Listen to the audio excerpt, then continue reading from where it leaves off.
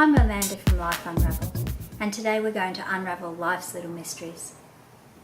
We're looking at discipline in the 4-year-old. Now, this is fraught with disaster, I'm sure. I'm sure you're sitting there going, I am tearing my hair out with discipline. What do I do? What is appropriate for a 4-year-old?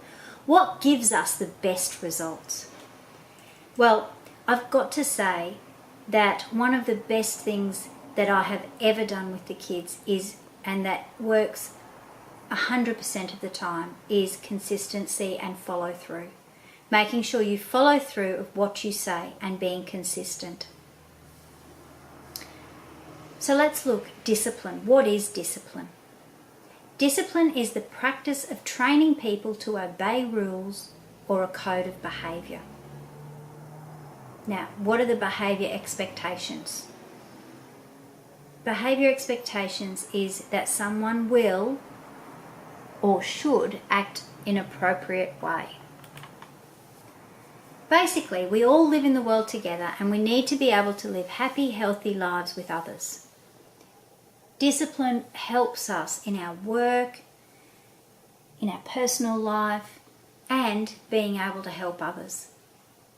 So remember, at 4, children are curious, they investigate everything, they love life, they're confident, their personality is developing. They sometimes have a sense of humour, and boy, when they have a sense of humour, it is so funny.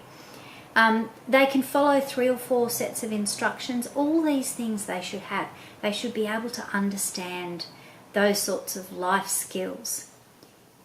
But how do we discipline a child? Because it's important that they understand that there are rules that must be followed. And these rules help to keep them safe. It helps to keep an ordered society. And it also helps them to learn.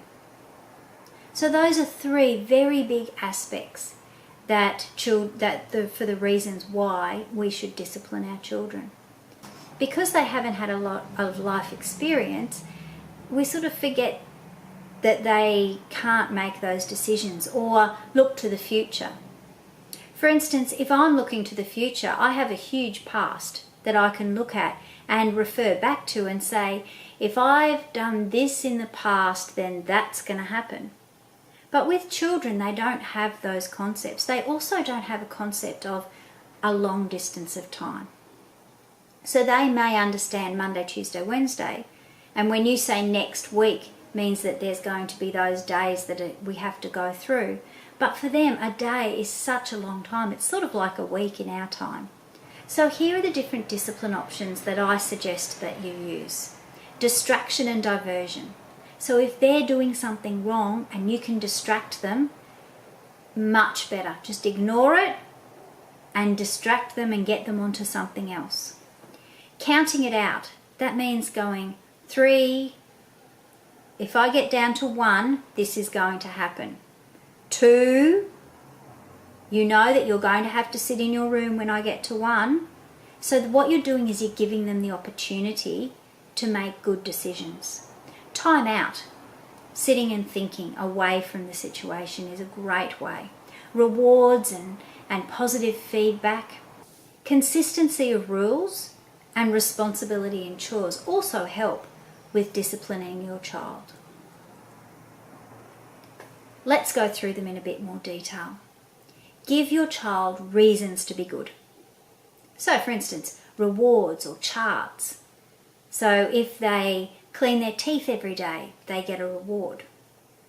And that way you can use those rewards and you can use those charts to promote that positive behaviour. And that way, in some ways, cleaning your teeth every day is disciplined. Doing something every day is part of discipline. So if you're getting your child to clean their teeth every day, then give them a reward chart. Give them a reason to be good. Because then if they stop doing that, then you need the consequence. So the consequence of not doing something is really what we talk about as being discipline.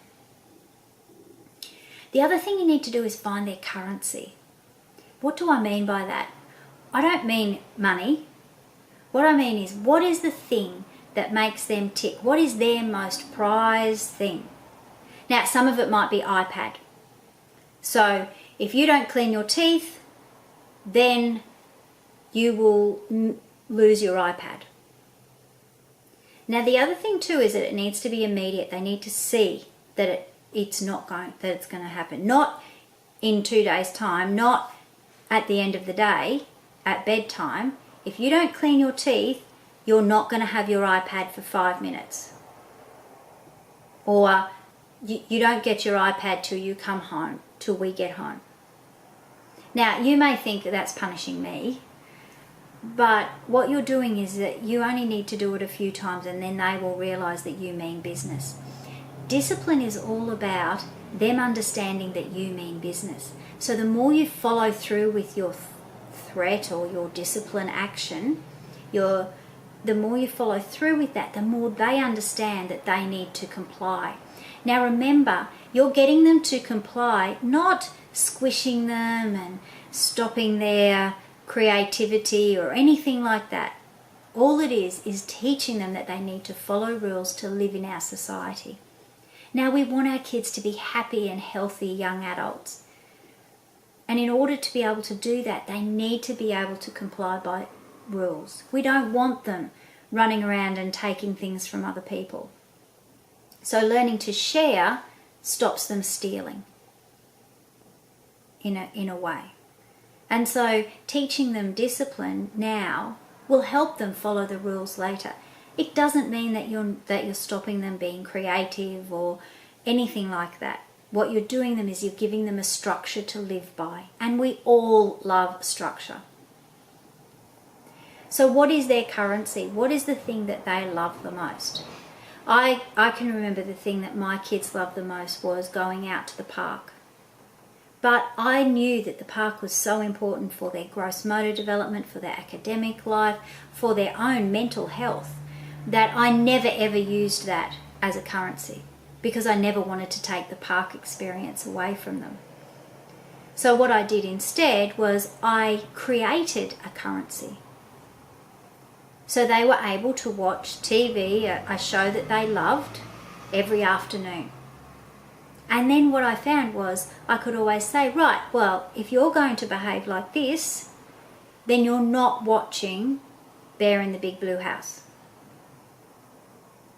And then they could weigh up whether it was able to or not. My suggestion is never do a discipline that you're not prepared to follow through.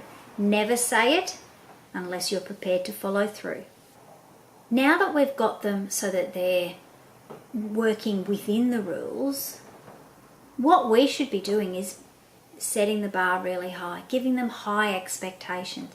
And what you'll find is they'll actually rise to it. I teach many children who are 2, 3 and 4-year-olds the violin. And everyone says, oh, I can't believe it. They're playing these little songs and they sound okay. That's because the expectation that we've set is this high. Now, if you expect their behaviour to be this good, then they will actually rise to that. And not only do they rise to that, you feel good and you show them that you feel good and they want to make you happy so that they will feel better. Now, they will push the boundaries. They will always push the boundaries. So these different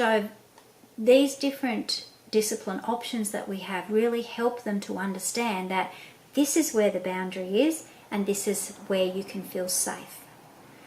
Make sure you've got clear, concise, consistent messages. And by doing those consistent messages means that your 4-year-old knows exactly where they stand within those boundaries.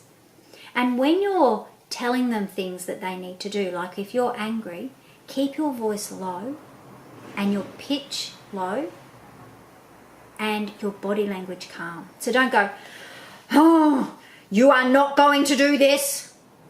Go, you are not going to do this.